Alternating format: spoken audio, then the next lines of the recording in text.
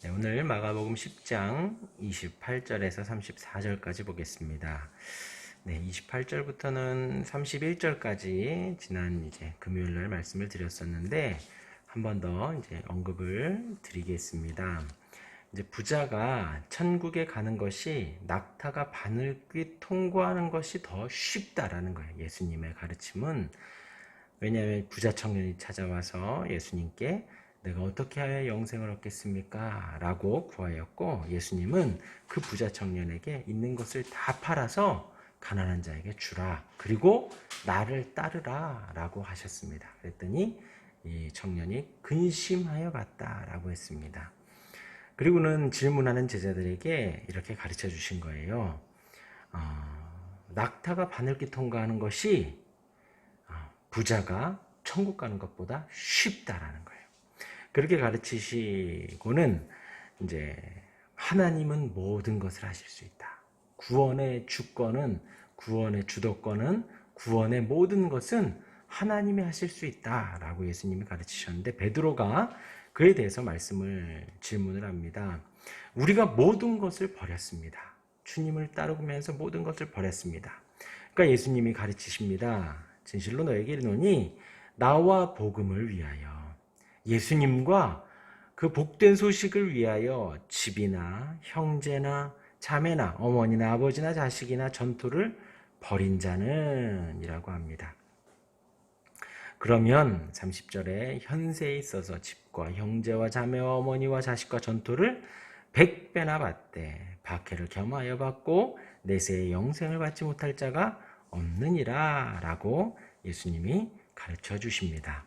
그러니까 우리가 먼저 버릴 때에 모든 것을 버리라 라고 합니다.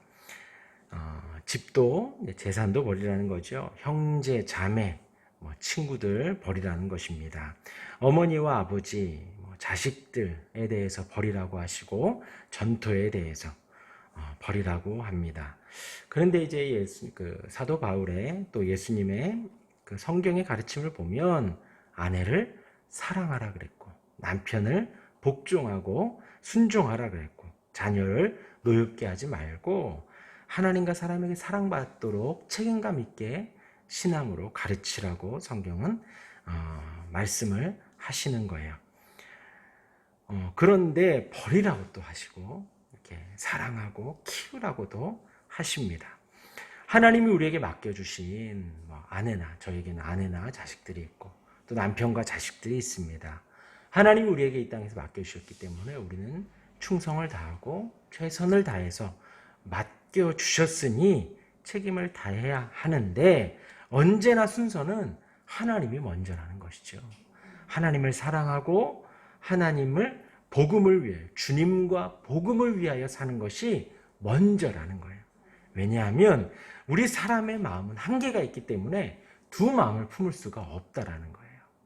우리 마음 중심에 무엇이 있는가 중심에 그게 있으면 나머지는 다 격가지가 되고 나머지는 다 두 번째, 세 번째가 되어져 간다는 겁니다.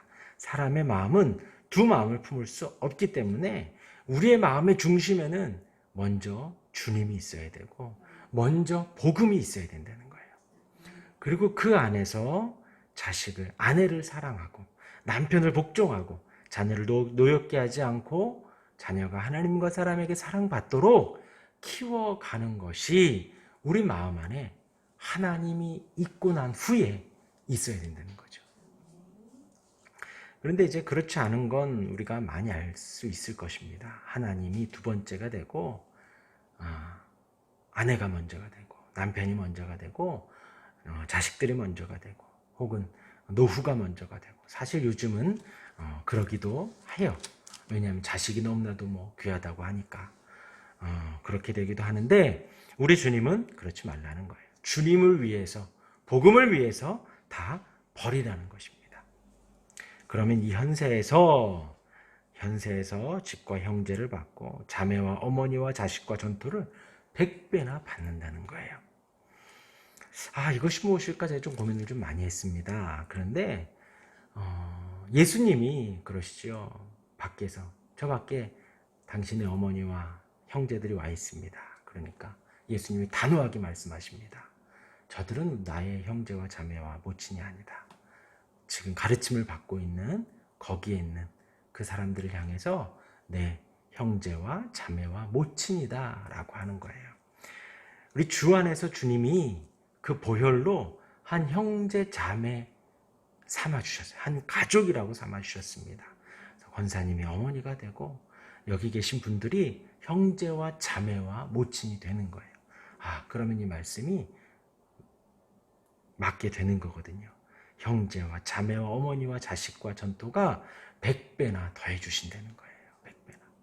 이 땅에서 주를 따르고 복음을 위하여 사는 그 사람들이 100배나 더하여진다는 거예요. 그런데 여기 박해를 겸하여 받고 그리고 내세의 영생을 더하여 주신다는 거예요. 영원한 생명을 더하여 주신다는 것이지요. 우리가 절대로 잊지 말아야 합니다. 우리의 목숨이 너무나도 중요해요.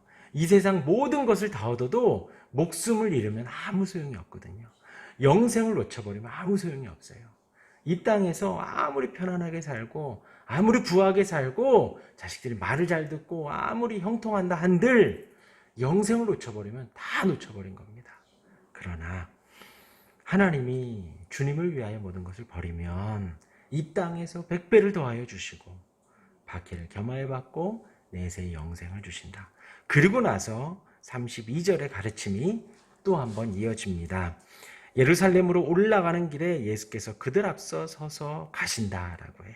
32절 예루살렘을 가시는데 예수님이 앞서 가신다. 왜?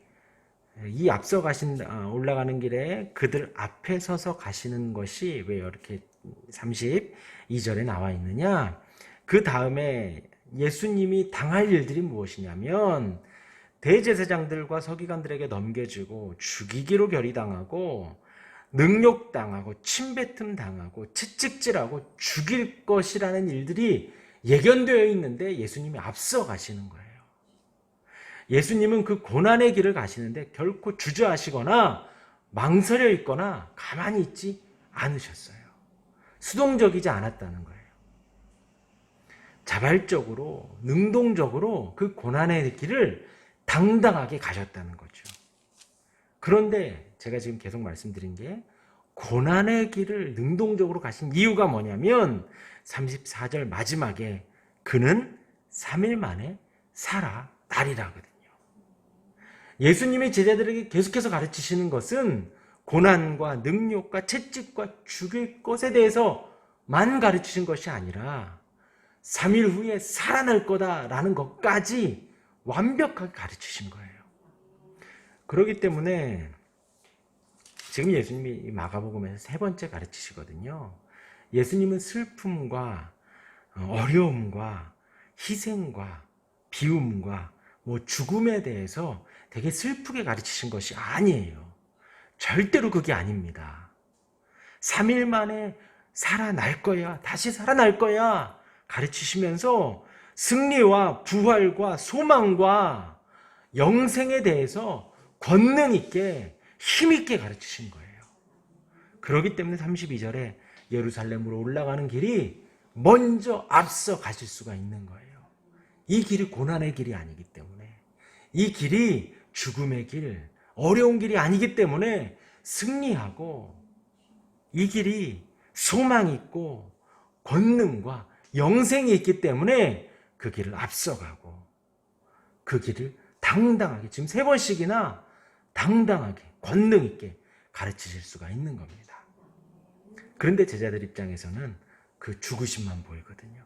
고난만 보이거든요. 그러니까 32절에 그들이 놀라고 따르는 자들은 어땠다고요? 두려워하는 거예요. 우리가 이 세상 오늘도 살아갑니다. 그런데 주님의 가르침은 분명한 승리가 있는 거예요. 부활이 있는 거예요. 살아남이 있는 겁니다. 그래서 우리가 신앙생활을 하면서 이것도 하지 말아야 되고 저것도 하지 말아야 되고 십자가를 져야 되고 그게 아니에요. 그 이후에 살아나는 영광이 있고 부활이 있고 영생이 있는 거예요. 그것을 바라고 우리가 기쁨으로 가는 겁니다. 그래서 베드로가 우리가 주를 위하여 모든 것을 버렸습니다. 이 말이 결코 멋있는 말이 아니에요. 왜요? 그 길로 부르신 분이 주님이거든요. 주님이 먼저 베드로야 나를 따르라. 나를 따르라. 그들이 그 부르심에 순종하여 버리고 따른 거거든요. 그리고 지금 이들은 알지 못해. 내일 또 나오지만 이들은 알지 못해요. 아직도 예수님이 이렇게 막 가르치시는데 3번이나 말씀하시는데 이걸 제대로 깨닫지도 못합니다. 그러니까 지금 모든 것을 버리고 주를 따랐습니다. 왜 이 말을 했는지 뒤에 보면 또 나와요. 그런데 우리 주님이 우리를 부르시고 우리가 이 땅을 살아가는 길은 결코 고난의 길, 죽음의 길, 십자가의 길이 아니에요. 부활의 길, 영생의 길, 영광의 길, 소망의 길, 승리의 길이에요. 오늘 하루 벅찬 감동 속에서 살아가는 우리 모두가 되기를 주님의 이름으로 축원합니다. 아멘.